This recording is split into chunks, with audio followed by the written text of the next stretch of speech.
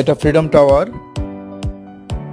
9/11-এ twin tower ধ্বংস হয়ে যাওয়ার পর সেখানে এটি তৈরি হয় এবং এর সামনে একটি পার্কও স্থাপন করা হয়। সেই পার্কের মধ্যে একটা ঝর্ণাও আছে এবং সেই পার্কের যে ছোট্ট জলাধার তার তীর ঘিরে যারা সেদিন নিহত হয়েছেন তাদের নাম লেখা আছে। তবে আমি যখন গিয়েছিলাম তখন সেই জলাধারটি চালু ছিল না এবং এর আশেপাশে সাবওয়ে স্টেশন ধরে একটা স্থাপনাও আছে, খুব সুন্দর, মনে হচ্ছে একটা পাখি উড়ে যাচ্ছে। সেটা আসলে এই ছোট্ট ভিডিওতে দেখানো সম্ভব হয়নি এবং সেটি গড়ে উঠেছে যে সাবওয়ে স্টেশন সেটিকে ঘিরে। এবং এই জায়গাটি নিউ ইয়র্কে আসলে অবশ্যই ঘুরে যাবেন, এটা ম্যানহাটন ডাউনটাউনে।